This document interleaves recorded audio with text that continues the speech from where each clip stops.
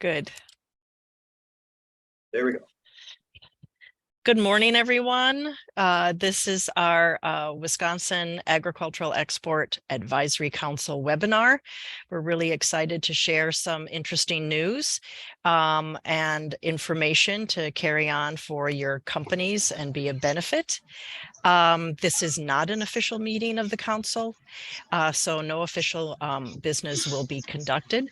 So I'd like to turn it over to Secretary Romanski. Thanks, Lisa. Thanks everybody for joining today. These meetings are a great way for members of WAXC to connect on some of the topics that we're talking about. It's also great for DACAP.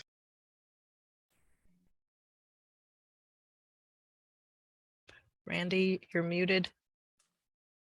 That's really too bad because I was so eloquent this morning. Gosh, if I could just rinse and repeat. I'll try. Thanks, Lisa. Thanks everybody for joining us today. I believe these webinars continue to be a great place for us to share information with each other. We have some folks who are going to be presenting today, but I think there's also value in us kind of collecting some feedback from you as well. We have DACAP and WEDC together on here today, and that's helpful. And these are meant to be a valuable tool for you all, and we'll continue to ask for your feedback to make sure that these are providing the information that you find useful. This morning we have a couple presenters that are going to be joining us from the Wisconsin Department of Transportation. We have Jennifer Murray, who is the director of the Bureau of Transit, Local Roads, Railroads, and Harbors. Jennifer, did I get all of them in there? Okay, that's a big title.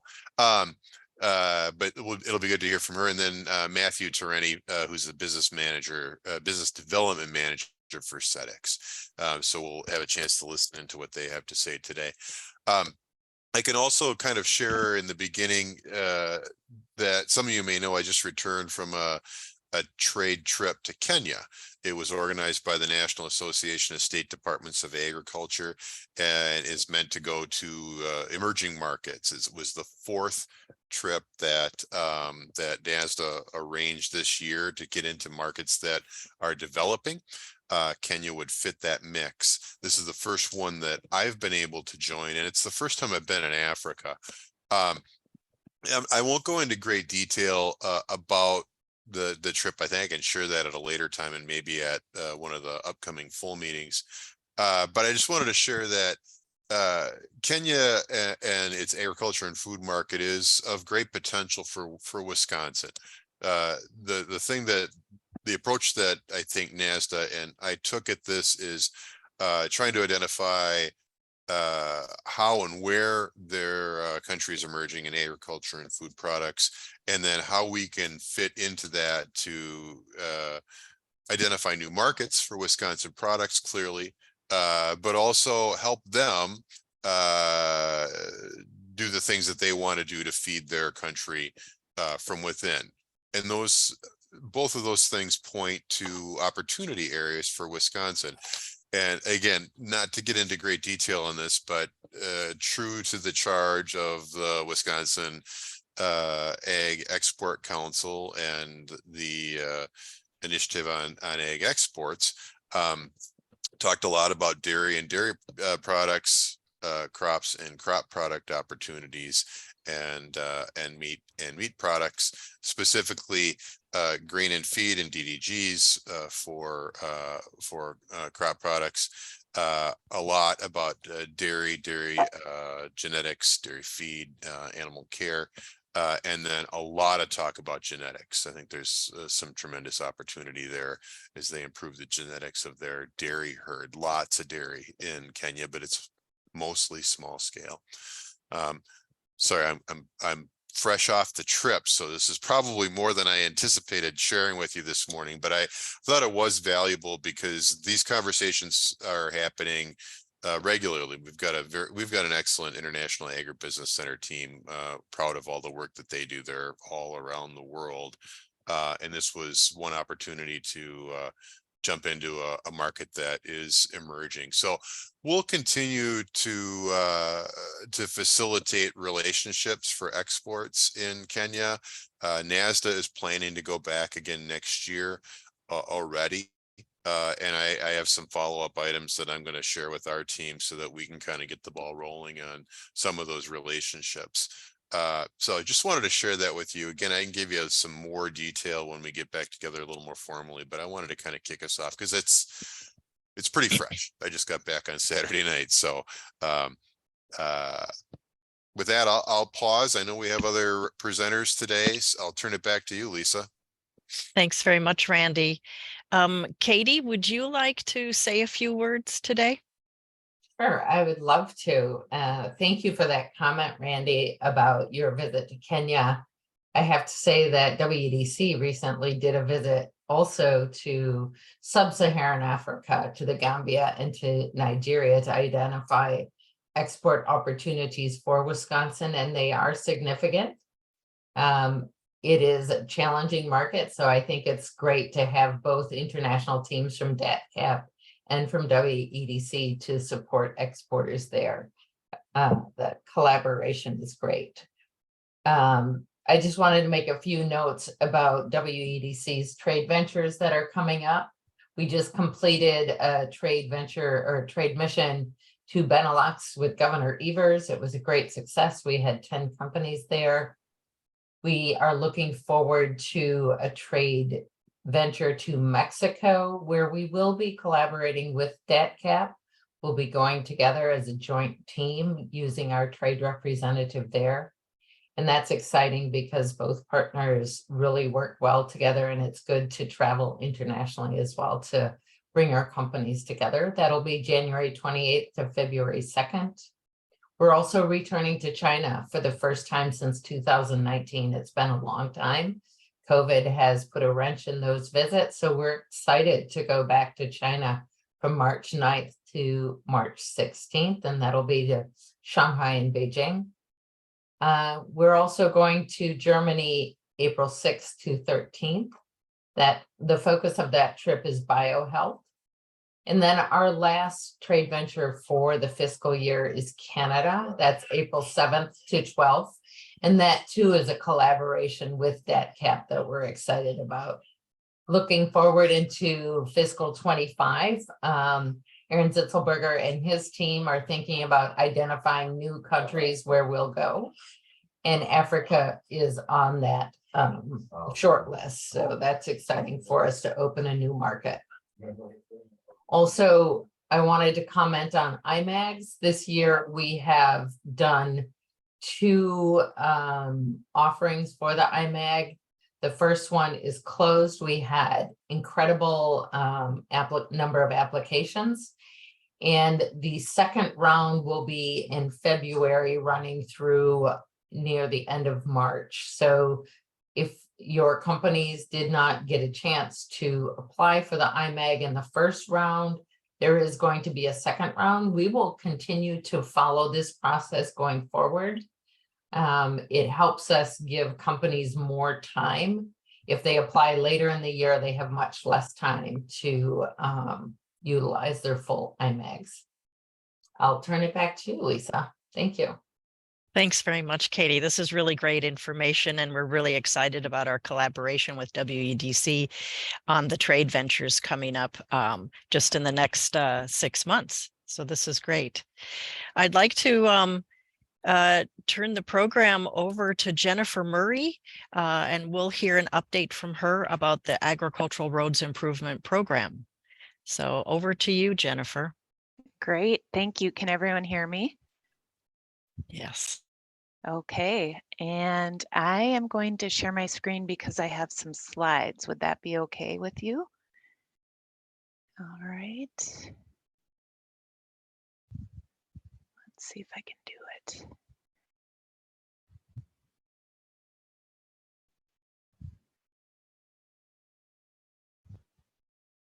Okay, hopefully everyone can see my screen. Are you able to see it?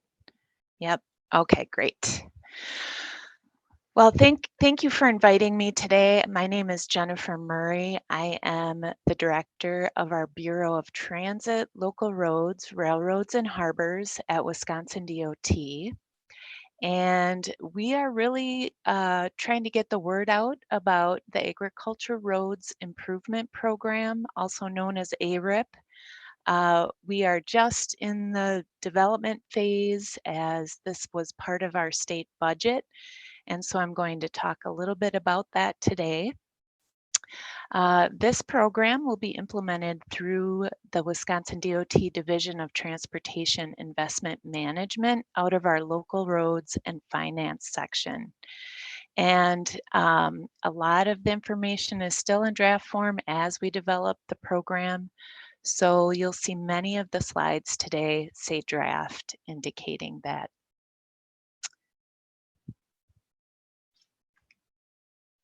All right.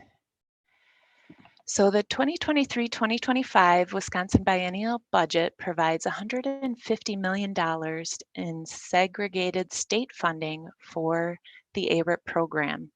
The program is housed in the Local Roads Improvement Program, State Statute Chapter 8631, for potential projects that will help improve deteriorating Class B and weight restricted roads throughout Wisconsin, which currently restrict the ability of farmers to move full truckloads of goods off the farm to processors and to market.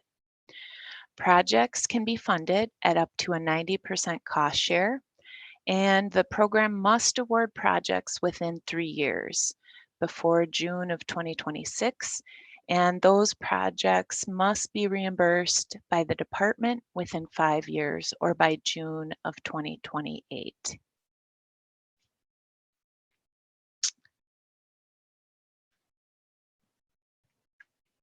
Sorry.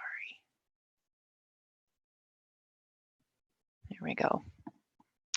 Regarding project eligibility, an ARIP project is eligible for funding if it meets all of the following criteria. The highway, bridge, or culvert project provides access to agriculture lands or facilities used to produce agriculture goods, including forest products. The highway, bridge, or culvert is used by at least one agricultural producer. The highway is designated as a Class B highway due to structural deficiencies or is subject to a posted weight limitation at least annually. After the improvement, the highway will not be designated as a Class B highway and will not be subject to a posted weight limit other than under extraordinary or emergency circumstances. And then there are other statutory requirements like functional classification of the roadway and local government ownership, committee decisions, and WSDOT policy. WSDOT is currently working on the ARIP application materials to be released in early calendar year 2024. The general stakeholder consensus has been to release this program in late January. Learning from past comments on our local project solicitations, we want to make sure that the word gets out to everyone and everyone gets a fair shot at submitting applications. So for ARIP, we are recommending 2 separate application cycles in 2024. The first cycle will run from January to March with a due date of applications of March 15th. WSDOT will review the applications with a committee in late March and April. Project recommendations will be made by the selection committee in late April and awards in May. The second project solicitation will happen soon after, likely June to August 2024, with the due date of August 15th. We'll review the applications in August and September with project recommendations by the committee in late September and awards in October 2024. This timeline should give all municipalities a reasonable opportunity to get applications in. WSDOT has not determined what the funding levels will be for each solicitation yet, though we are currently working on those details. As I mentioned, WSDOT's currently drafting materials The legislation requires that ARIP projects will be selected by a committee made up of local government officials and members of the agricultural and timber industry. The legislation also specifies priorities for awarding grants, including but not limited to a project that improves access by the largest number of agriculture producers to agriculture lands and facilities used to produce agricultural goods. A project that will result in the greatest positive economic impact based on the number of employees and total sales. And note, this may really be the key one as we develop the formula to rank these projects. A highway, bridge, or culvert that provides the only feasible access to agricultural lands used to produce the agricultural goods. An application by a local government that faces demonstrable fiscal or administrative difficulties in completing the project. A project that will result in the reduction of trips, costs, mileage driven, for example, for agricultural producers, or a project that will result in the transportation of the largest amount of agricultural goods. WSDOT will be relying on much of this information to be provided by ARIP applicants because Wisconsin DOT doesn't have a lot of data sources for many of these legislative directed priorities. That said, we are also working with other agencies and entities to figure out where we may be able to find and get some of this data to help assess our applications. Here are your contacts for the effort. Please don't hesitate to reach out if you have any questions about the program. Megan will be our program manager, and my contact information is listed at the bottom of the screen. There will be more to come on our website through webinars, trainings, and a local government email blast as we get closer to January. Thank you very much for letting me provide this short synopsis today on the Agricultural Roads Improvement Program. If you want to learn more about local programs, this is a link to our website, and we will have more information out there as we know more. Thank you. Thanks very much, Jennifer. Does anyone have any questions right now while we have Jennifer with us? I don't see anything in the chat, but again, thanks so much, Jennifer. This is really important information for us to share, not only with the council, but for those who are visiting with us on the webinar today. So thanks very much. We You're welcome. appreciate it. Next, we're going on to the topic of exports and environmental sustainable governance.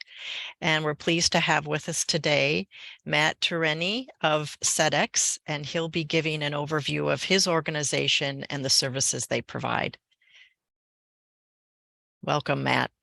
Thank you very much, and lovely to meet you all. What I'm going to do is share my screen. Give me 1 second. Can you all see my screen now? Did that work? Yes. Making sure. Perfect. So you can see why SEDEX is the leading standard. Is that the slide you can see? Perfect. Awesome. So thank you very much for taking the time to have me join your session today. Just to introduce myself, so my name is Matthew Tereni. I'm part of the SEDEX business development team. And even though I'm located just outside of London, I mainly look after the US, Canada, and Mexico market, which also means I get to do US hours from London, which is always fun. And today what I wanted to do was to walk you through SEDEX, who we are, what we do, and how we can help companies to show that they are doing their due diligence throughout their own organization and throughout their supply chains. So to introduce you to SEDEX and to give you a quick overview of who we are, SEDEX, we're ultimately a membership organization, and we offer one of the leading online platforms for companies to manage and improve their social compliance throughout their own companies and throughout their supply chain. So as a member, you will be able to use the SEDEX tools and the SEDEX platform to collect, share, and analyze data, social compliance data, manage the risks found from that data, and therefore make better informed decisions when it comes to the companies that you're working with and your own company. Motivations behind joining SEDEX are often to become more appealing to your customers, to investors, and the biggest reason at the moment is to show due diligence for legislations that are currently in place. In terms of SEDEX, so we've been doing this for the last 18 years, and we work across, we currently work with over 75,000 companies who are on our platform. So we help these companies to improve their responsible business practices. We help them to assess risk and manage a sustainable organization and a sustainable supply chain. In terms of SEDEX, so we have a 96% retention rate, which says a lot, and it's due to the fact that we are by far the most used social compliance standard globally. So there's no other platform, no other methodology that is used more than SEDEX and SMETA, which I'll come on to later on. So this basically means that when you join SEDEX as a member, you're very unlikely to leave. We're also run by our members. So a number of our members actually sit on our board and they dictate how we run, our pricing, our structure, our methodology, and so on and so forth. And 35 of the top 40 FMCG companies all use SEDEX. In terms of SEDEX and how we work, so we have three main users or three main memberships that we offer. So we have buyers who join SEDEX. So buyers will be normally B2C companies, and they use our tools to manage all of their suppliers' data in one place, run reports, assess risks at the click of a button. We then have buyer supply members, which sit in the middle. So they are suppliers as well as buyers of other companies, okay, or goods from other companies. We then have a supplier membership, which is whereby suppliers are then sharing their data, their social compliance data, with their customers only. They can collect data from their own sites and their own facilities to show that they are, working in a responsible manner when it comes to social compliance and ESG standards. We also then have auditors who are members. So SEDEX, we have 52 auditors. Those auditors are vetted on a yearly basis to ensure that they can do on-site audits to a good enough standard. The data is then uploaded from the auditor to the SEDEX platform, along with any non-compliances and corrective actions to fix any issues found from that on-site risk assessment, which I'll go into more detail shortly. Before I continue though, any thoughts or questions in terms of who SEDEX are and the different users or memberships that we offer? One quick comment here is, Yeah. This is Charles Walksmith of Chippewa Valley Bean. We've been members of SEDEX for many years now. We've went through a SMETA audit. Yep. And I cannot put enough emphasis beside how important this has been for us, especially in the European market. Mm-hmm. And I'm very excited for everybody to hear about what's happening here. That's very kind of you to say, Charles. I'm very glad to hear that. And yeah, if there's any use cases or anything else you wanted to share while I go through this, please feel free. But yeah, thank you for that. Very much appreciated. So in terms of the journey that we normally take companies through, so the first thing that we would do is look at a supply chain. So as a buyer, they would look at their supply chain and understand what each supplier does for their business. That will then allow the company to then prioritize which suppliers are likely to be of high risk and low risk to their business. We can then, or SEDEX will then conduct an initial risk screening on that supplier based on the countries and sector that they operate in to show what are the likely risks from that site or from that supplier. The suppliers that are already on SEDEX will be able to connect to their customers immediately, so that they can then share their data straight away with their current clients. They can also, as a supplier, you can also connect to new clients that you're not working with to show that you are already working responsibly, and you can already show that you are working in a sustainable manner. From a supplier's perspective, that means that not only are you keeping your current clients happy by showing, again, that you have done your due diligence throughout your own sites, you can also win new business by connecting to new clients. The biggest reason, though, why suppliers join SEDEX is to avoid that audit fatigue or questionnaire fatigue challenge. So from a supplier's perspective, and I'm sure all of you can resonate with this, you have many clients all asking you to complete different questionnaires or have you complete different social compliance audits. The idea is that if you join SEDEX, you can just do one questionnaire, one audit, and you can then share that with multiple customers and new customers that you're not working with. So those are the three main reasons why suppliers join SEDEX. What we will then do from a buyer's perspective, it is if the supplier has not joined SEDEX or is not part of SEDEX, they will invite the supplier to join. The supplier membership costs £119 per site per year. So it's very minimal, it's next to nothing. That then allows the supplier to go through the self-assessment questionnaire process. The audit is a separate fee and a separate cost, which I'll dive into a bit more later on. Once the questionnaire has been completed, the supplier can then, or the buyer can then initiate an audit of the supplier. The supplier can also initiate their own audit. So SEDEX, we own the SMETA methodology, which again, I'll go into further detail later on. But the SMETA methodology is whereby one of our 52 auditor members, go to the supplier site, conduct the audit on the supplier's behalf, and then upload those findings to the SEDEX platform for companies to then review and to see. What is also part of that audit is assigning corrective action plans to fix any non-compliances, which are risks or issues, to therefore remove any risks that have been found from the audit and at the site.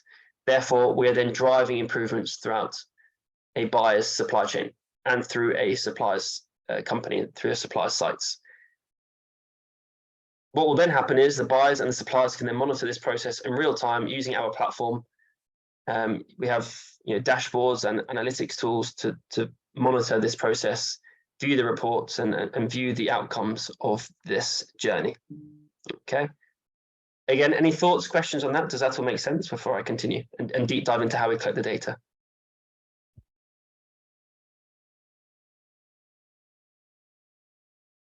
No? Okay. So in terms of the data covered, so for environment, we cover air emissions, water use and physical waste. For social, we cover worker, gender pay gap, freedom of association, accident and injury and modern slavery. And for governance, we cover governance body and corruption. So that's the data that's collected throughout the process that I'm about to walk you through. So the first risk assessment that we would do on a supplier is called, the tool is called Pre-Screen. So we partner with a company called Anthesis, who are a global sustainability research company, and they conduct third-party research and desk research to show what are the natural risks that a site is likely to be facing based on the country and sector that they are in. So Anthesis will conduct third-party research and desk research to show you what those risks are likely to be. This then helps buyers and suppliers prioritize which suppliers are either likely to be of high risk, and from a supplier's point of view, they know which risks they're likely to be facing, and it then helps them to plan accordingly. The second risk assessment is from the self-assessment questionnaire. So the self-assessment questionnaire is a set of questions that the platform will automatically send out to a supplier to identify areas of risk. The questions are based on labor standards, health and safety, business ethics, and environmental issues.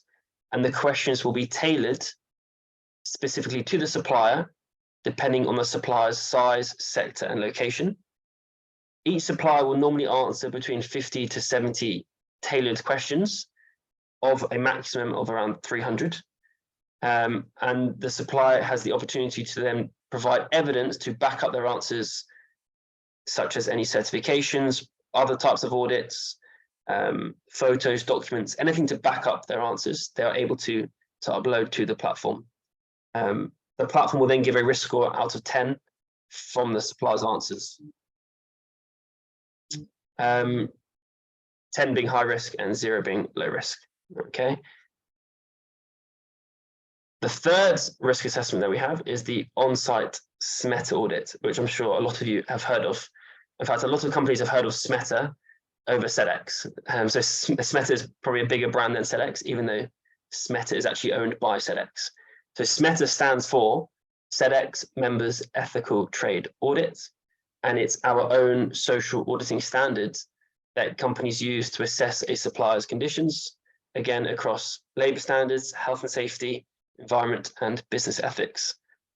SMETA follows the ETI base code, which is an internationally recognised set of labour standards designed to drive improvements of the conditions of the supplier. SMETA also follows the local laws of where the supplier is based. SMETA also follows the ILO, which is the International Labour Organization, which have given 11 indicators of forced labour for companies to be risk assessing, which again I can dive into shortly. And lastly, SMETA also follows the United Nations Guiding Principles, all of which means that SMETA will act as proof for a company's due diligence, especially when it comes to social compliance legislations across Europe and the US and Australia as well. How it would work is SEDEX, as I mentioned, we have 52 affiliated and vetted auditors for a buyer to choose from or a supplier to choose from to do the audits on their behalf. The auditor will then visit the site, so it's boots on the ground, visiting the site, conducting the SMETA audit. The findings are then uploaded to the SEDEX platform along with any non-compliances and corrective actions to fix every single issue found throughout this process. And because of that, SMETA has become by far the most used social compliance standard globally. So there's no other platform, no other methodology that's used more than SEDEX and SMETA. Before I continue and show some examples of the platform and what the reports and risk assessments look like, again, any thoughts, feedback, questions in terms of those three methods of collecting social compliance data? I hate to keep jumping in here. Not at all. This I want to tell my colleagues and the cohort here from Wisconsin Agriculture and Exporting, is this seems like a lot. Every time you do a third-party audit, it's anxious making. You're doing something new. But if we're following state laws and national labor laws, it's just really a matter of writing policy and coming up with the proper paperwork. So if you're doing, a BRC or an AIB third-party audit, SPS, any company that's doing that is extremely capable of sitting through a SMETA audit. And you're going to get it done, and you're going to come through. And just like every audit, there's always going to be some minor non-compliance, but you can fix it. And, for us, this was the SMETA audit itself gave us an intro into Lidl. And that was a big push for our international market, was getting into Lidl and getting into Aldi and being one of the few edible bean houses in North America that have this designation. So with that, I'll jump off again. Thank you for that, Charles. Yes, spot on. The whole idea is that SEDEX give suppliers an ecosystem to first of all collect data very easily, and then to share that data to current clients and then new clients. So that's great to hear that it's helped you win clients such as Lidl and Aldi, who I know very well. In fact, they are down the road from me. Any other thoughts, questions? No? Okay. So what I thought I'd do for the last couple of minutes is just show what the SEDEX platform looks like from a buyer or a buyer supplier perspective. So with the full SEDEX membership, you have access to the ability to collect data on your own sites and your suppliers. So you have access to the questionnaire and the SMETA audits. You'll have access to Radar, which is our risk assessment tool, whereby you can risk assess any part of your own company or your suppliers at the click of a button. You will also have access to Analytics, which is basically a report store where you can build hundreds of reports depending on what you need to see. You will also have access to the membership directory, which is a search engine for suppliers. So again, if you're a supplier member, you can then go into that membership directory for them potential buyers to then search for you. If they then search for you and come across your data, they can then connect with you. Once you've accepted that connection request, they can then see your data, therefore knowing that you are working in a responsible manner. Lastly, we have the e-learning portal, which is where you can help educate yourselves and other peers when it comes to anything to do with SEDEX and social compliance. So for example, as a supplier, if one of your sites are struggling with health and safety, you can assign to that site the health and safety management modules. Okay. What I thought I would do is share with you some screenshots of the platform. So this is an example of a screenshot. Let me see if I can zoom in. Give me 1 second. For some reason, it's not letting me zoom in. Hopefully, can you all see that? Otherwise, I'll try and zoom in. Let me see if I can put it up on another slide. 1 second.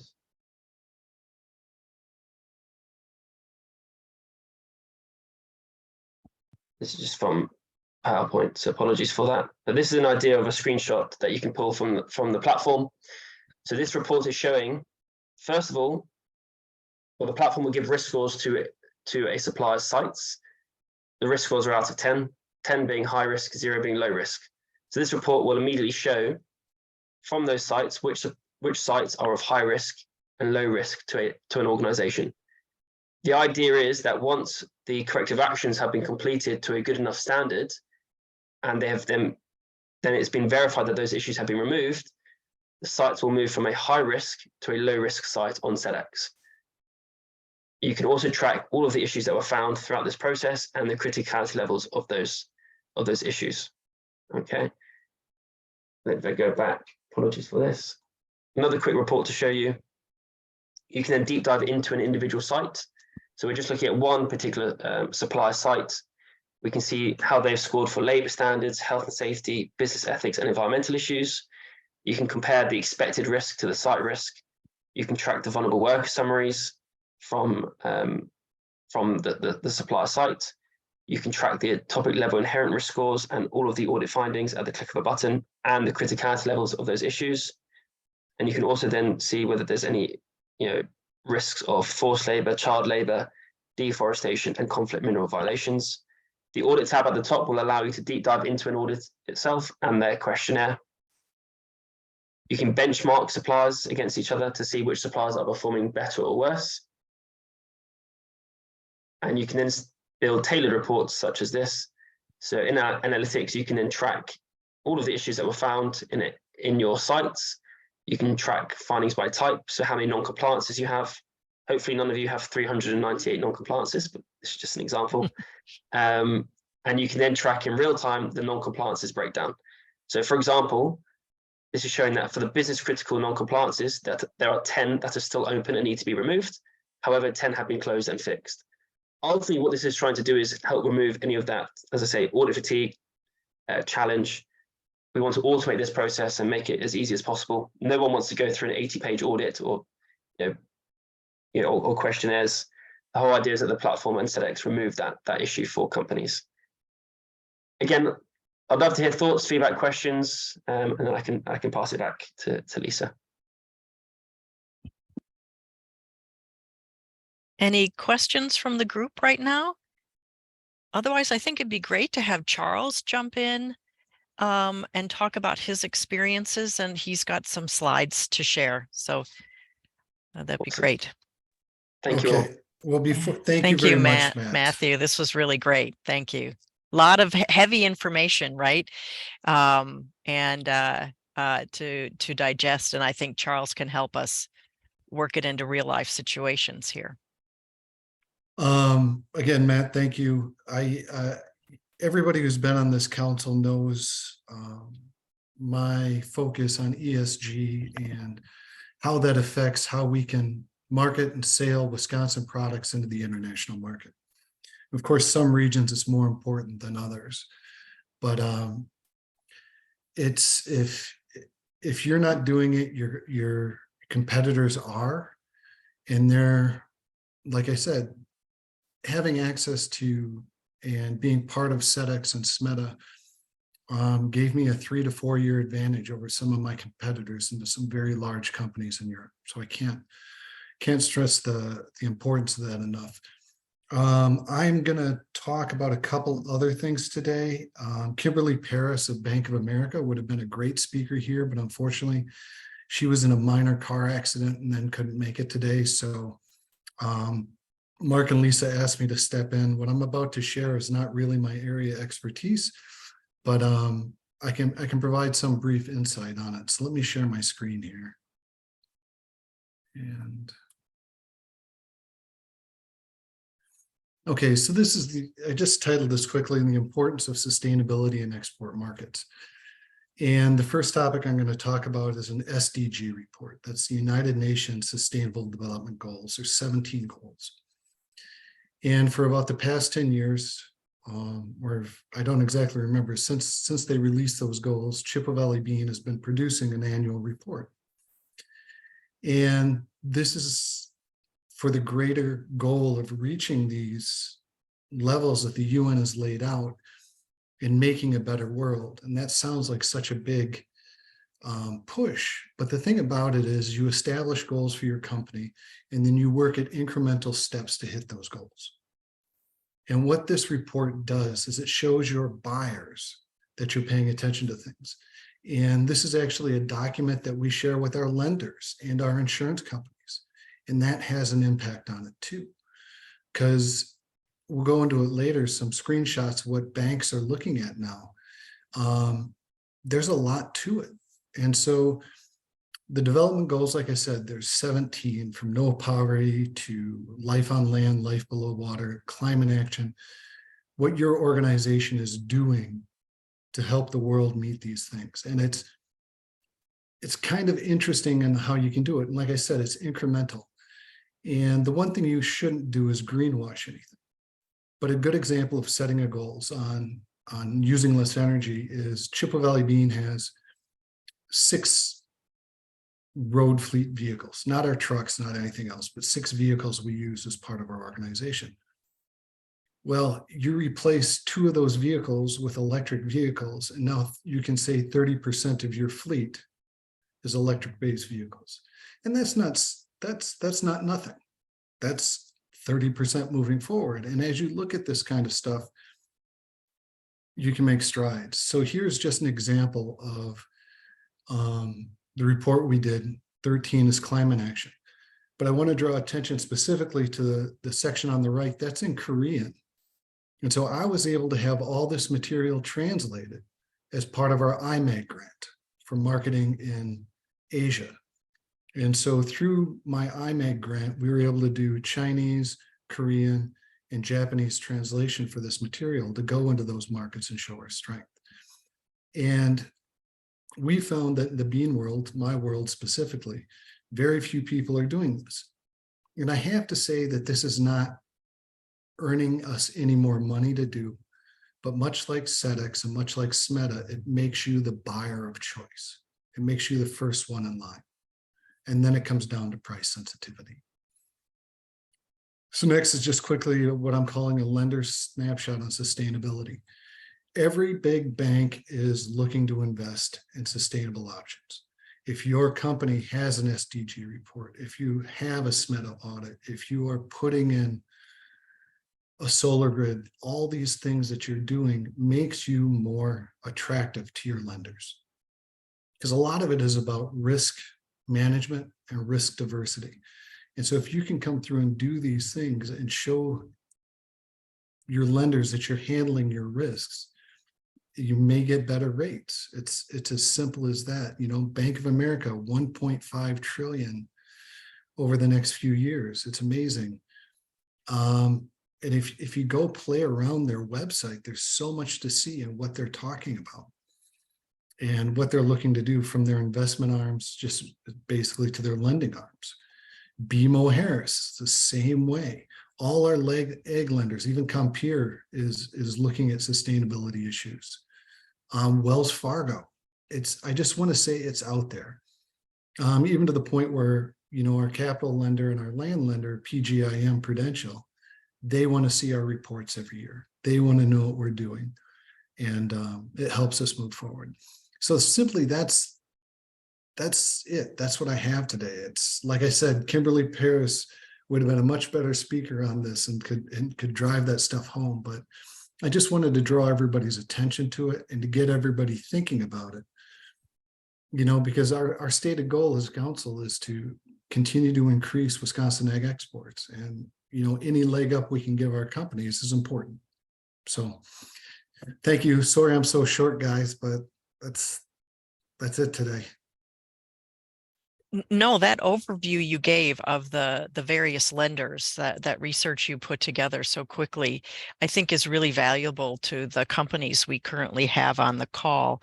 And I'm really pleased to see that we have, in addition to our council members, we do have industry members joining today. So I think this is a great sharing tool that we've had, and thank you, Charles, for bringing this topic to the forefront, and Matthew, to you, to sharing what SEDEX does. It's very important. So we will be actually posting these presentations to our website. So after the meeting, I do have a question. You know, Matthew, when I saw your slide of some of your clients, you have 75,000, so that's quite a bit. Do you say they're mostly heavily, and maybe you said this already, based in Europe, the US, UK, Australia? So of that 75,000, about 70,000 of them are supplier members, and Okay. about 5,000 are buyer members. And just because of the nature of who suppliers are and manufacturers that are on SEDEX, a big chunk are in Asia, as you can imagine, because that's where lots of manufacturers lie. But then because of legislations, after that, Europe and then the US follow very quickly. But probably the biggest reason from a supplier perspective is Asia.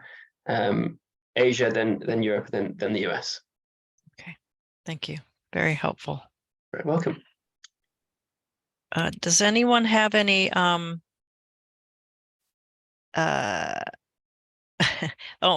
Mark wanted me to. Do you want me to read out your chat?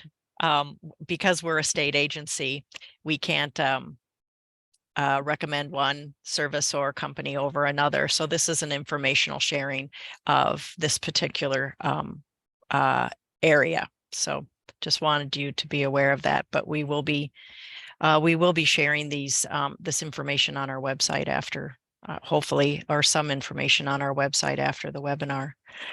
I know we have some company representatives and other organizations. Does anybody have a question that might pertain specifically to them or something to glean?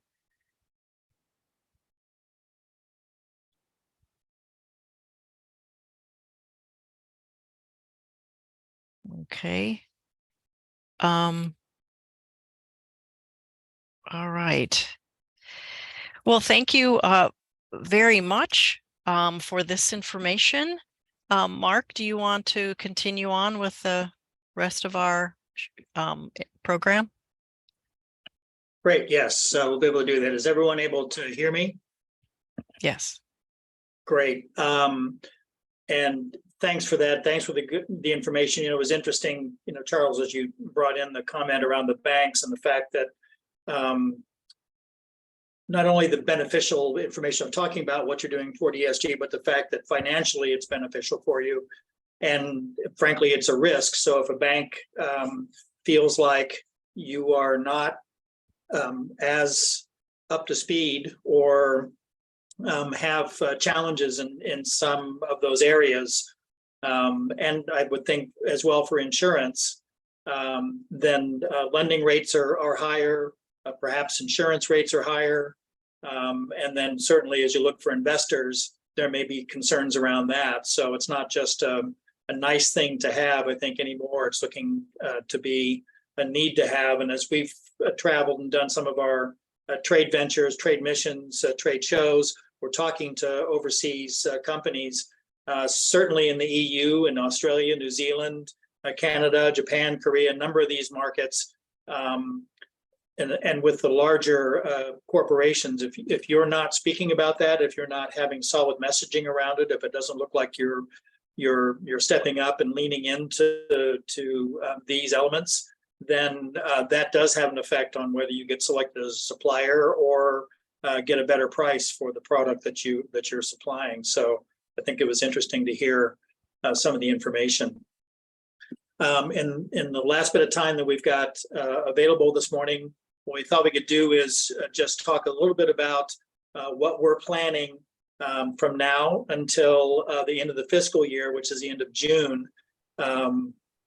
knowing that a lot of us, especially in the private sector, a lot of folks are planning out 6, 10, 12 months, certainly in advance. If you're doing a major trade show, those plans are all oftentimes happening 12 to 18 months in advance. I know a lot of what we're doing when we have a trade show pavilion, when we have a Wisconsin pavilion at an international show, we're doing a lot of that work easily 8 to 10 months, and oftentimes even more than a year in advance for some of these major international shows. So I thought we'd do just very quickly go through what we have planned, the name of the show. We are recruiting companies. These are all the ones that are in active recruitment. So there are some that we're doing that have already been completely filled. But what we'd like to do is just mention to it, a number of these have actually people who are interested, companies who are interested in joining us. So it's just a matter of if it's a market that's of interest, if it's a show that's of interest, if it's fitting your particular industry, then to take a look at what that is and then get a hold of us. You can contact Lisa, you can contact any of us. At the end of this, you'll see a link to a calendars page on our website, so you can see that. And then whatever information you need will help to fill that in for you. But just starting from up in January, it's the Australia International Dairy Week. That's a mission. In that case, we're recruiting 3 companies in the livestock, feed, genetics, and supplements categories in that market's in Sydney, Australia. Next, and you heard about it from Katie Sinnott, the WEDC Mexico Trade Venture. And we have an agriculture and food products track on that. We're looking to recruit up to 4 companies. We have 3 companies actually committed to that one. A lot of focus, though, really on packaged foods, food ingredients, pet food, and beverages. And those beverages would include craft distilled spirits and beers in that market. So Mexico, major market for us, and we're seeing a lot of activity. That market is coming in quite strong this year, January 28th through February 2nd. So there's also the added benefit of being in Mexico in January and February, knowing what the weather is normally like here. Wisconsin cheese promotion mission to Thailand. That's following up on activities that we've had, buyers that have come inbound, trade shows that we've been in. So that's going to Bangkok and Chiang Mai, January 29th through February 3rd, recruiting 6 companies specific around cheeses and dairy products for that activity. Following that, Hong Kong International Fur Fair, and that is in Hong Kong, February 13th through 15th. We're looking to get 2 companies into that activity, one that's strongly interested. And that's a little bit different for us in promoting that mink, but also we're a major exporter of hides, leather, cattle hides, as well as some other furs such as deer. So that's first time for us in that particular market sector. Following that, food export of the Midwest, that USDA cooperative group that we work with has a mission going to Costa Rica and Guatemala. That's the 4th through 8th of March. We're looking to recruit 3 companies in that specific to dairy products. And then after that, International Food Exhibition in London, following on our the USDA mission that we did more than a year ago. And then the secretary-led mission we did in June to the UK, learned about this exhibition and saw it being something of benefit to our companies, especially if you're looking to get into that market as they're separating more and more from the EU. So from March 25th to the 27th, we're recruiting 4 companies for that. That's in packaged foods, food ingredients, pet foods, beverages. And when I mention beverages, thinking about, of course, waters or whatever else, but certainly craft and distilled spirits and beers. And then following that, and you heard that also from Katie Sinnott, the WEDC Canada Trade Venture, that's also with a food and agricultural track. That's from April 7th to 11th. Toronto and Winnipeg are the 2 destinations in that. Canada has been a regular destination, has been Mexico and China for WEDC on their trade ventures for several years. looking to recruit at least 3 companies for that activity. Again, packaged foods, food ingredients, should also mention pet foods and beverages. Those are all opportunities for us. Canada does have a tariff rate quota on cheese or dairy products. So those are a bit more difficult to get into market because your buyer would need to have a quota access and you would need to be registered there. So maybe not as much focus on dairy, although not to, never say never. And certainly on some of the ingredients on the dairy side, but a lot of the other food products we're looking to do in that market. And then following that, April 7 through 11 is the Canada Trade Venture, Anuga, and that show, that's the major German trade show that we just exhibited this year. But this is that same group organizes shows in other parts of the world. So this one select in Sao Paulo, Brazil, from 9 through 11 April. We're looking to recruit 3 companies. And that one, again, that's in the packaged foods, food ingredients, pet foods, and the beverages, as we've talked about in some of the other activities. And then rounding out as we come to the end of the fiscal year, we have the secretary-led mission to Santiago. So that's multi-sectorial. We're looking to recruit companies that are across the board, packaged foods, food ingredients, beverages. That would include dairy products, certainly. And then the craft and distilled spirits, but as well livestock, feed, genetics, and wood products. So those are all opportunities for us. We're looking to recruit 6 companies for that activity. Secretary Romansky will lead that mission. We'll have some government track on that, but the majority of that activity is really the companies meeting with their prospective buyers, whether they're end user customers, distributors, dealers, reps, agents, joint venture partners, whatever model you're using to enter and to expand in market. Could be for someone who's never been to the market before and looking to expand there, or folks who have been in the market but looking to increase their business. So that's an opportunity, and we're absolutely recruiting for that right now, 6 through 10 May. Following that, there's also the TIFEX show. That's in Bangkok, Thailand, and we are certainly following up on all the dairy products, the cheese folks that we've been working with in that market, and continue to do that work. But recruiting also companies that are in packaged foods, food ingredients, and beverages, as we've talked about, and other ones. That's from the 28th of May through the 1st of June, recruiting 5 companies there.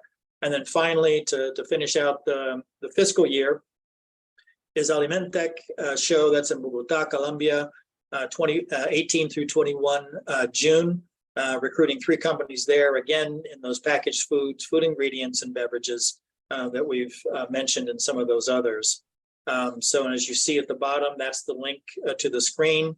So I guess the main point of that, we've got a lot of activities doing. It's, I think, 13 or 14 activities we've got going on between now and the end of the fiscal year. So you won't see a lot of the folks necessarily in the office because they're out taking companies to meet their buyers in the market, but that's what we're tasked with doing. That's what the Wisconsin Initiative for Agricultural Funds allows us to be able to do, to either leverage more activities with the federal funding that we had been using historically, but also to expand the activities that we're doing so that we can work toward growing our food, forestry, and agricultural product exports 25% in the 5 years from our base year in 2021. So we're out there getting companies to meet their buyers, understanding their markets, and growing their sales. So I don't know if there's any questions on that, but certainly please reach out to us if you have interest in any of those, or in the organizations, the members that you have in your organizations, to multiply that message for us and help us make sure that we get the broadest number of people to be accessing these benefits. Thanks, Lisa, and I appreciate the chance to share all this. Thanks very much, Mark. If any of you would like Matthew's contact information, don't hesitate to shoot me an email and I'll be happy to share that. I'd like to thank Matthew and Jennifer and Charles today for sharing this great information, and we really appreciate it. The next webinar for the council will be January 17th. You'll get announcement on that closer to the meeting, and our next in-person meeting for the council will be March 6th in Madison here at DACAP. It will be in person as well as virtual. So thank you very much, Matthew, Charles, Jennifer. We really appreciate you taking the time to present to us today. And that will conclude our council webinar.